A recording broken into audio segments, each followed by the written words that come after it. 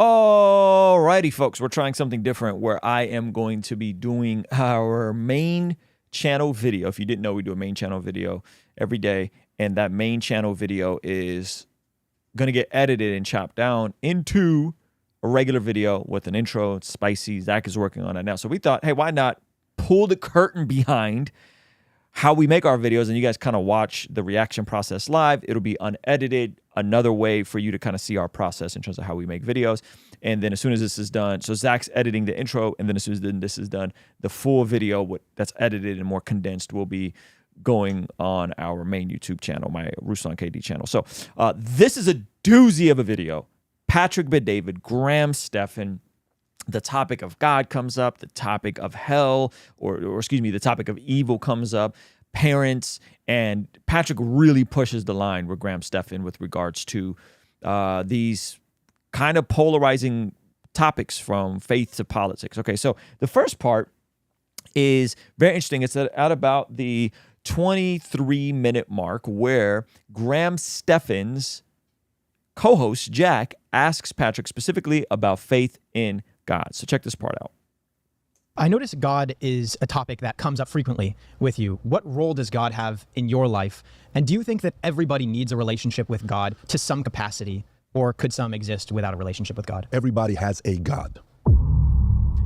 Okay, the fact that he answered this with first saying everybody has a God, I think is brilliant, because it removes the ability to be neutral. Because a lot of times people just want to be neutral. Oh, pro-God, anti-God. I don't really know. I'm neutral. And Patrick instantly shuts that down, says you can't be neutral. Everybody has a God.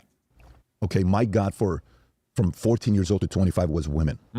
They were my God, okay? It was everything I wanted. I couldn't get enough of it. I wanted all of them. I wanted every ethnicity, every background, in every place, in every club. I wanted them all, okay? What's interesting is that he instantly switches the tone from, hey, everybody has a God, but he first is vulnerable in sharing his own past struggles with idols, with things that he put before God, specifically in this case, women. Some kids, their God is video games. Some people, their God is food. Some people, their God is the amount of likes they get on social media. Everybody has a God. So there's no such thing as, you look at these people who believe in God, they need God, they're weak, that's what they are. No, look at you, who your God is. Your God is porn. Come on. Your God is women. Your God is money. Your God is, everybody has, so there's no such thing as I have a God, but you don't have a God. You have a God as well. And so we have a different God. So let's set that part aside about who has a God and who doesn't have a God. For me. That's so brilliant in the way he diffused that conversation.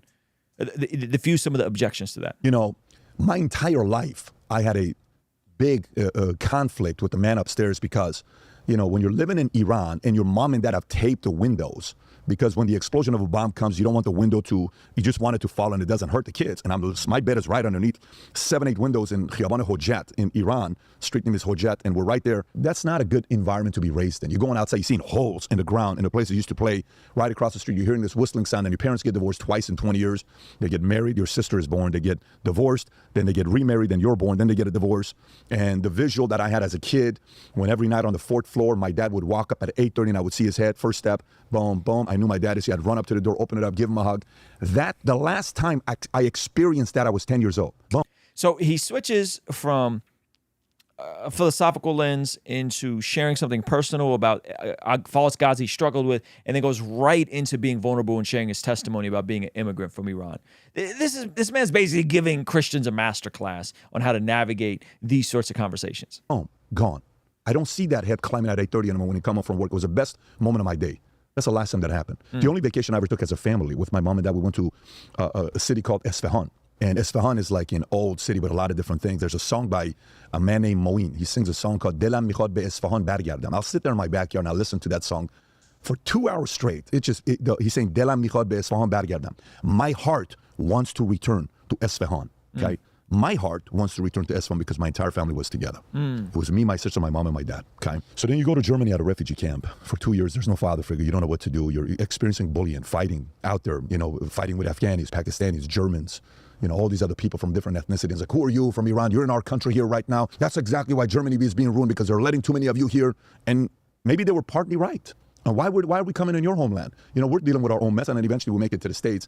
And I go to the army and I'm like, don't even talk to me about God or anything. And then eventually, I realized with a couple moments, a man giving me a Bible when I was in the army, And he said, you need this Bible more than I do. His parents gave him that Bible December 24th, 1974. I have the Bible till today in my office. I said, I don't know, man. I like Hafiz. I like Rumi, these famous poets from Iran. And Rumi had a poet, I'll butcher it, but you can kind of see how he says where, God uses human beings as a flute to sing through, which means in a way God talks to you and I through people. And then one day a friend of mine who was a tough guy in LA, we went to school together. Him and I both had a 1.8 GPA. And neither one of us were going to do anything. So when we went to college and we're at Glendale Community College, me and Armand were the ones that told you you're an idiot if you go to class. So this is so interesting because he's basically getting to the point of like, I didn't always grow up believing in God. There were things in my life that were external pressures that made me not believe in God. But here is how I got to this conclusion. So he's reverse engineering how he got to the place of believing in God, which is, again, more testimonial. It's more narrative based. Our brains love story. We love narrative. And so instead of just answering his questions with facts, which is going to give him facts, he's actually going into his story and specific details of his story, the Bible that he got, all these different things. This stuff is really interesting because Patrick Bet-David, as you guys know, maybe you don't know, but he's an entrepreneur. He ran a huge sales company.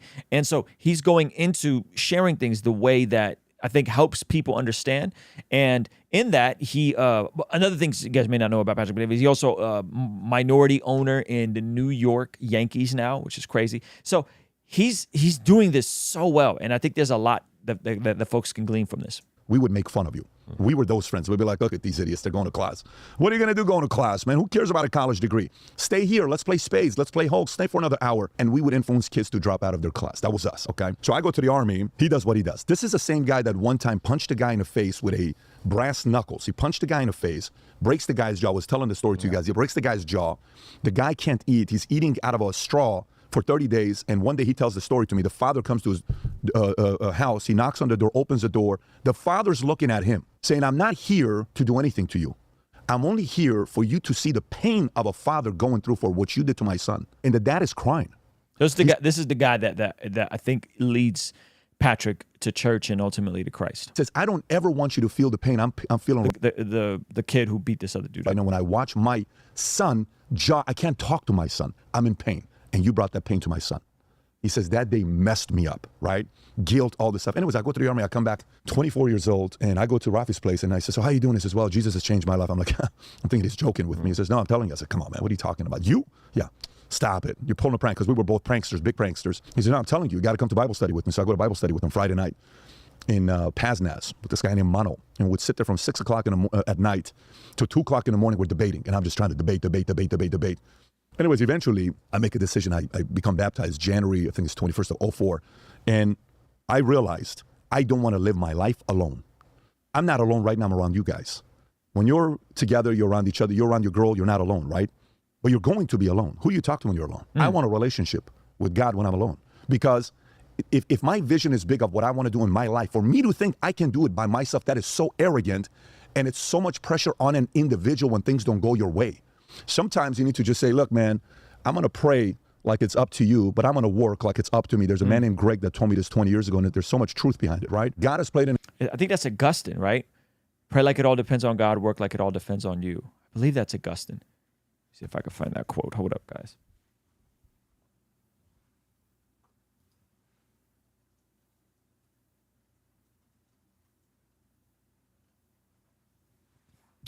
Got my church history correct. Yep, that is St. Augustine. Okay, St. Augustine. Pray as though everything depends on God. Work as though everything depends on you. Give it to the Calvinist who thinks you ain't got to work. I'm just kidding. Calvinists believe in works too. An incredible role in my life. I'm a guy that's very honored and grateful for the life that he's given me. I look at my kids' faces and I tell Dylan, I say, Dylan, do you realize I can't imagine life never meeting you? He says, what do you mean, Daddy? I said, July of 2002, I'm at Thomas Mack Center with Lou Holtz speaking. I'm at that event with my girlfriend sitting to my right and a girl named Jennifer sitting to my left is my girlfriend, a girl sitting to my right, a girl named Jennifer. We're all the way in the back. Lou Holtz is speaking. I said, if I don't go to that event that day, the girl on my left ends up becoming an ex. The girl on my right, 5.5 years later, when we're both single, becomes my girlfriend. She's your mother. That's the trippy part that I think people, speaking of Calvinism, I think people forget is once you start thinking about humans and the possibility of having a human, having a child, and the likelihood of not having that kid if you weren't at the right place at the right time, if you weren't with this woman, you went with a different woman, and all these different things. That's where I believe the providence of God comes in, meaning the sovereignty of God, that God is ultimately in control while we still have human decisions to make, right? And that's kind of what Patrick's getting at, is like, hey, had I gone left when I should have gone right, I would have never got the amazing blessing of meeting my kids, right? I would have never met you. Yeah. I cannot imagine life never meeting you, Dylan, never meeting Patrick, Tico, never meeting Senna, or never meeting Brooklyn. If that meeting and appointment never happens, I'm devastated. That meeting is scheduled by the man upstairs. Yep. So for me, Amen. If your vision's big, if you want to do something massive with your life, you almost need faith. But if you don't believe in a God, trust me, you have a God. You just don't know what it is yet. Now- Sheesh. That's good. I'm curious because I've heard a lot of different answers to this, and I want to know your opinion on this. Sure. So here he gets into, by far, the most commonly asked questions by non-religious folks towards people of faith. But why does God allow pain and suffering and evil to exist in this world? You know, it's a good question you ask. It's a question, I ask for a big part of my life with the things that I saw. That's the free will part, man. It's our choice. He doesn't make us do anything. Yep. He leaves it to you and I on what we do and how we live our lives. Yep. If God was a micromanager, that would be a different story. He's not. He's like, look, here's what you've been given with. Here's the talents we're giving you. Here's the life. Go do good with it and find a way to be better to my guys, my people, my kids. And then you get to choose to make bad decisions. That's right. Okay, he doesn't. Now, if you go back and, some can say, well, that's when sin happened, Adam, Eve, Apple, that's when we started sinning. Prior to that, we were this, we were that. Great. We have a choice to make good decisions and bad decisions. That's not going away anytime soon. It's on us. Yeah. It's not him. It's us doing it. Yeah, I think people always want to indict and judge God for allowing us to be sovereign individuals in our own right? Just because God is provident, just because God is in control, that doesn't mean you don't have free will. And I know that's a paradox for many people, and I know Calvinists get upset about that. But that's the reality of it, is that there is a human component to all of this, and a lot of that is why the world is as jacked up as it is. So what I heard also, I love that answer, but what I heard also that I really liked is that if he showed himself every single time evil occurred, and let's say like cancer was given to a child or something like that, then it wouldn't be faith anymore. It would just be fact. It would be what is. And the power about belief is that it's faith. And you need to be able to believe in something that isn't fact, because like I said, it would just be what is. Let me ask. That's so profound on Jack's part, man.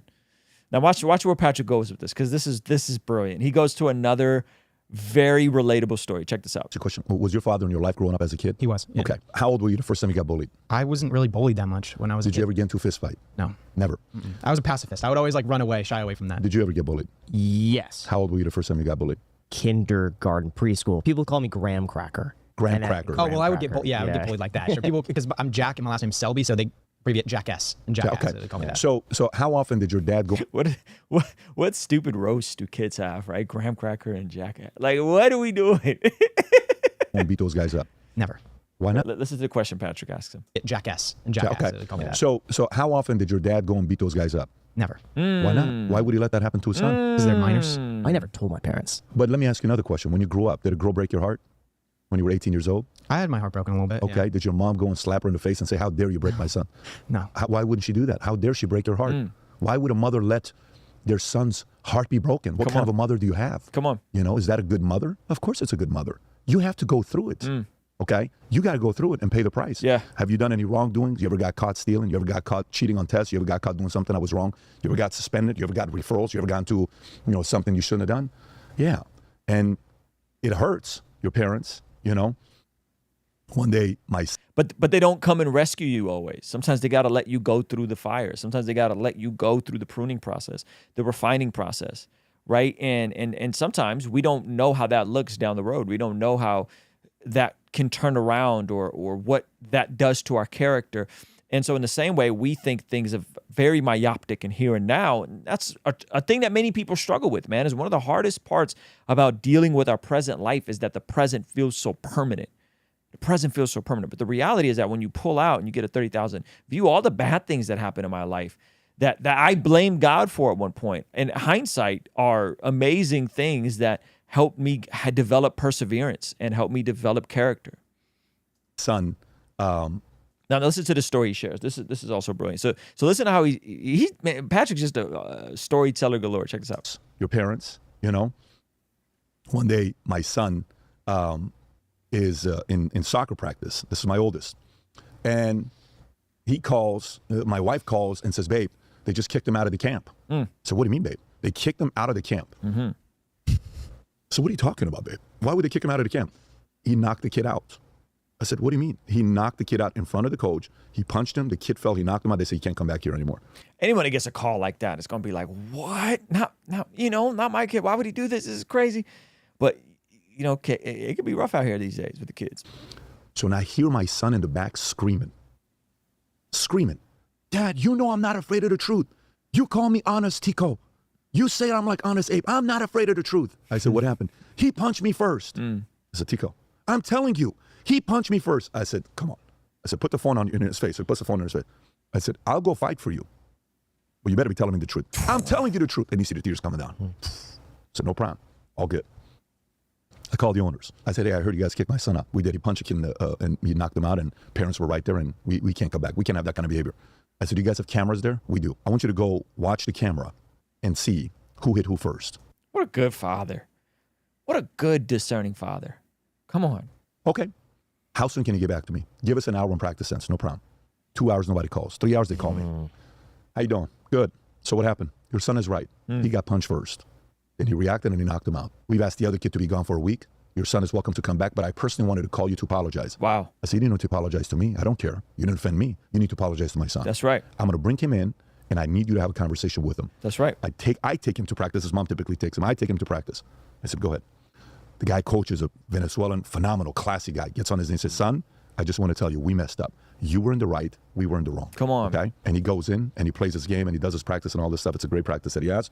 But you can tell, like, somebody had his back, right? Now, in life, sometimes when you're right and somebody does something to you, it may take 5 years till you get your redemption. That's right. 10 years. That's right. 15 years till you get your redemption. But these are the types of moments where, at times we have to go through our mess. At times, God's going to use somebody to come and defend you. And at times, no one's going to show up. Sometimes you're like, I never told my parents. Sometimes, if you're not praying, talking to God, he doesn't know who to send. You ain't praying.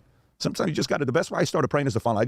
My first prayer was like this at 18 years old. So, one, he is so spot on, man. There are certain things that I've gone through that were so painful to go through.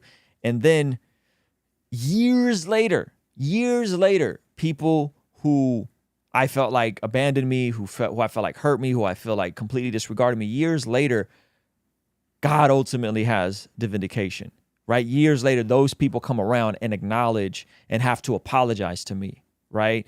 Because God ultimately is going to have his way on in our lives, right? But sometimes, I mean, in one situation, it took 8 years before folks, came around and everything kind of looked the way it really was and not the way it was spun to be. And so I love that point, right? But in the midst of it, it was awful. In the midst of it, it was terrible, right? It costed me a lot, right? Now listen to how he explains prayer. It's one of the dopest explanations for prayer I think I've heard. Who to send? You ain't praying. Sometimes you just got to, the best way I started praying is the following. My first prayer was like this at 18 years old. I said, God, I don't believe you exist. I think it's fake. I think it's for people that are weak. But I'm going to pray. And if you're out there, great. I'll see what happened here with the prayer. If not, I'm just going to talk to you. That's how my prayers were. For 3 years, I prayed like that.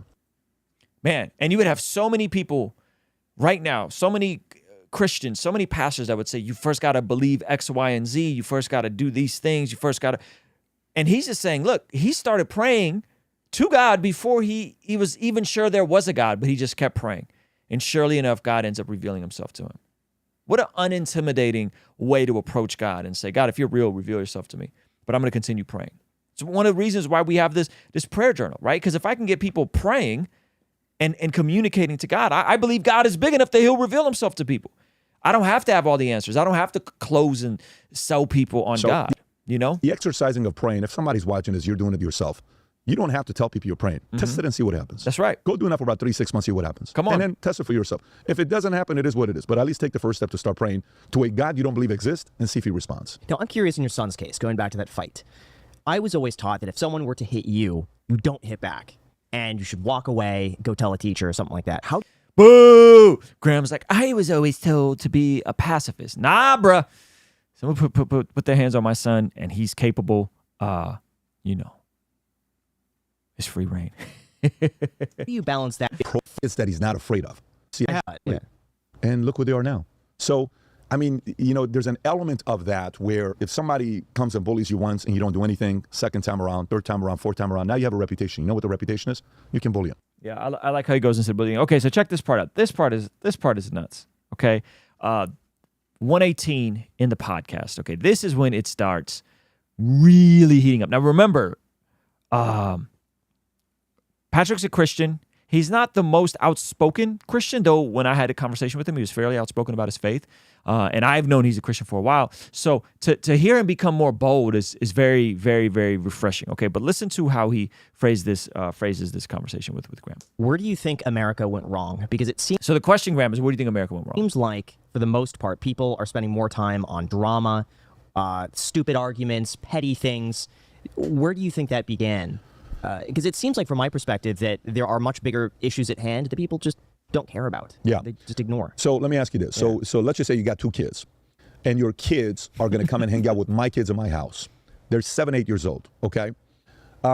What's the first question you're going to ask from your wife about where your kids are going? I'm not sure. What would you? Do you want to know who your kids' friends' parents are? Mm-hmm. Yes. Okay, what do you want to know about them? What do they do for work? Okay, what else do you want Where to do know? they live? Okay. Maybe what they're teaching their kids. Okay, so let me give you which one of them gives you a red flag. Sure. Okay. Yeah, babe, it's a good family. The mother is a teacher at a Christian private school in the community, and the dad is a real estate guy whose father was a senior pastor at XYZ. That's one family. Let me give you the next one.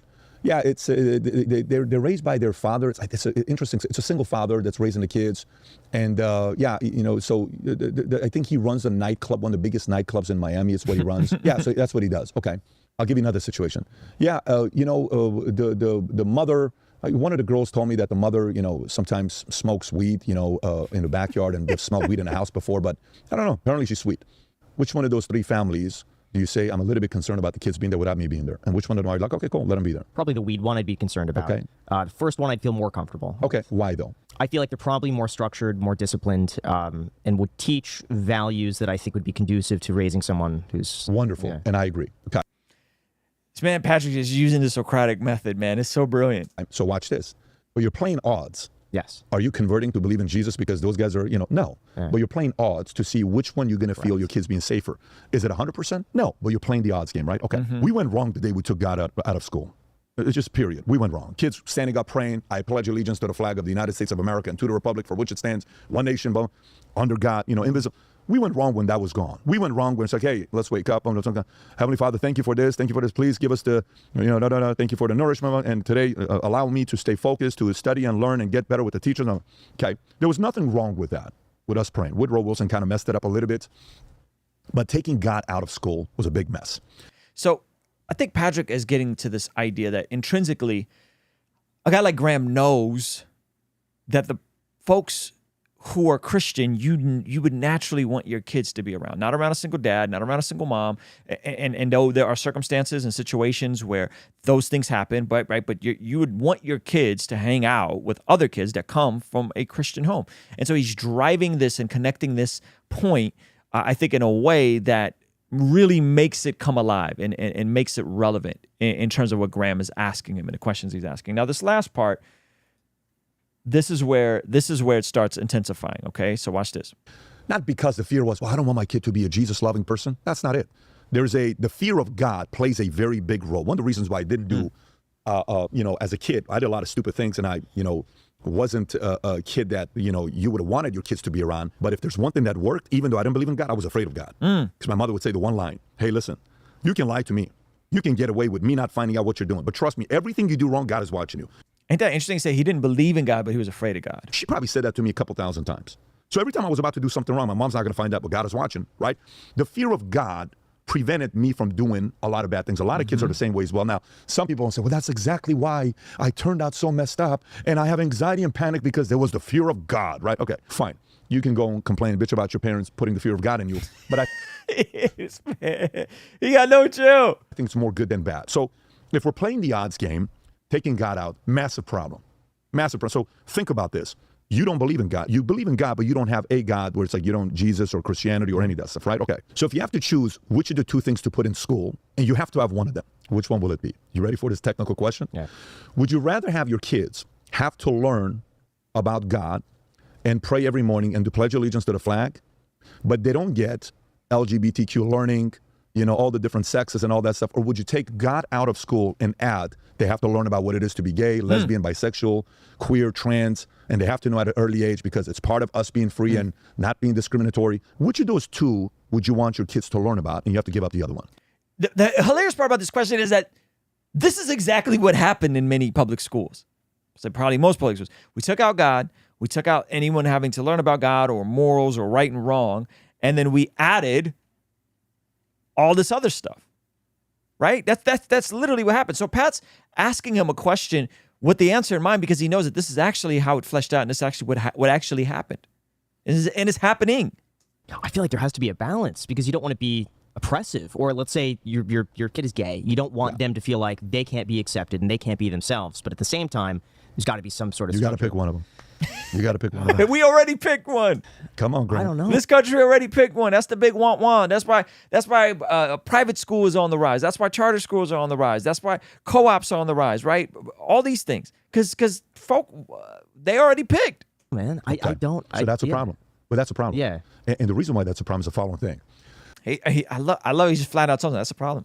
Are you gay? Yo, that question in isolation is this is probably one of the funniest things that Patrick Davis ever asked somebody in an interview. What? Me? No. What do I need to do? I'm glad that Graham and those guys don't take themselves too seriously. And the zoom in when he like nodded, like they added that, by the way. That's in there added. Watch this. Are you gay? Me? No. What do I need to do to I'm listening. What do I need to do to convert you into being gay? I don't think you can. You don't think I could convert you to being gay? I don't think so. Okay. Yeah. So let me ask you this. Who converted you into getting a real estate license? I did. Who influenced you though? How did you learn about real estate? Saw a TV commercial for $1 million listing. Perfect. Kind of So got it Media influenced you. in my mind. and you were influenced to be a realtor. Wow. You weren't born with wanting to be a realtor. Correct. Bingo. Yeah. Did you get it? Look at that face. Did you get it? I love this. Let me explain to you what I mean by this. Sure, please. So stats came out that shows which generation is the gayest generation of all. That's part of the LGBTQ community. Do you think you care more about what I think at this age or when you were 14 years old? Definitely 14. No problem. Me too, right? So do you think it's easier to convert you in a way of thinking at 14 or 33? 14. Of course, right? Okay. I became a Christian because somebody talked to me about it. I got into insurance because somebody influenced me to get into insurance, okay? I got into bodybuilding because I was influenced by Arnold Schwarzenegger. I went to Santa Monica Community College because I was influenced because that's where Arnold went. Influence. Somebody influenced you, right? 4 generations, 5 generations. Traditionalist, you got the boomers, millennials, Gen X, and you got Gen Z. You ready? Traditionalist, 0.8% of are gay. 0.8% of traditionalists are gay. By the way, Bill Maher covered this as well. Boomers, 2.6%. Then you go to 5%. Then you go to 10%. You know what percentage of Gen Z identifies as LGBTQ? 21%. That's doubled since millennials. My generation, 10%. Now it's more than doubled, 21%. 21%. So who do you think cares less about what you and I think, traditionalists or Gen Zs? Traditionalists. You think if you and I are separate? Older people don't give a crap what you think about them.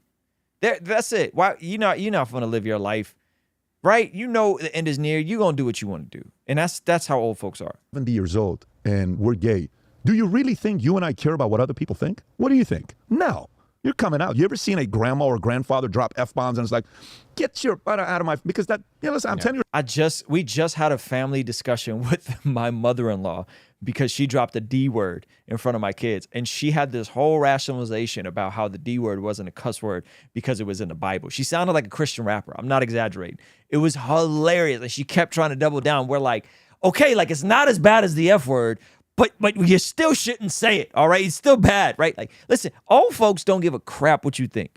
Years away from living and dying. Like, I don't give a shit what you think about me. But if 21% of Gen Z is gay, they're being influenced just like you were influenced to be a realtor, just like I was influenced to go into SMC. Influence. That's a problem. So the fact that you, a very smart guy, a super successful guy at your age Yep. cannot tell the two apart, Woo! that means you're not really putting a lot of thought into what's going to influence who.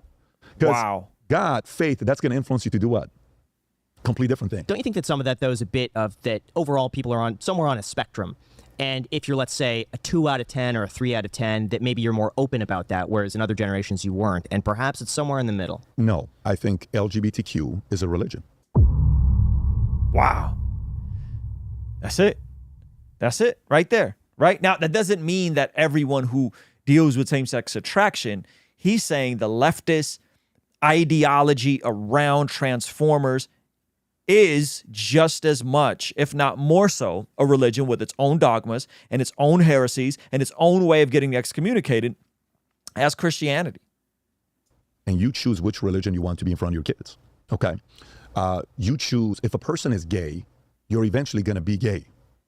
You're going to be gay. You're not going to be, if you're going to do what you're going to do. Like, for example, I interviewed a guy who was a negotiator.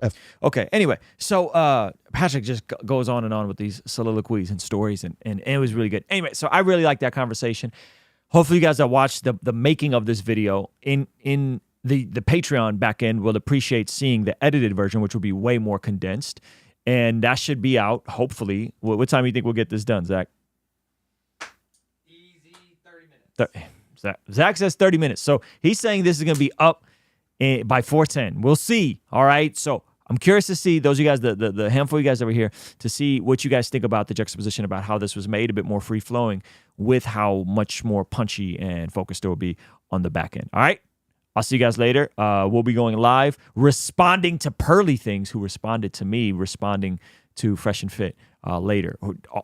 Awful response. So that's going to be fun on After Party. All right.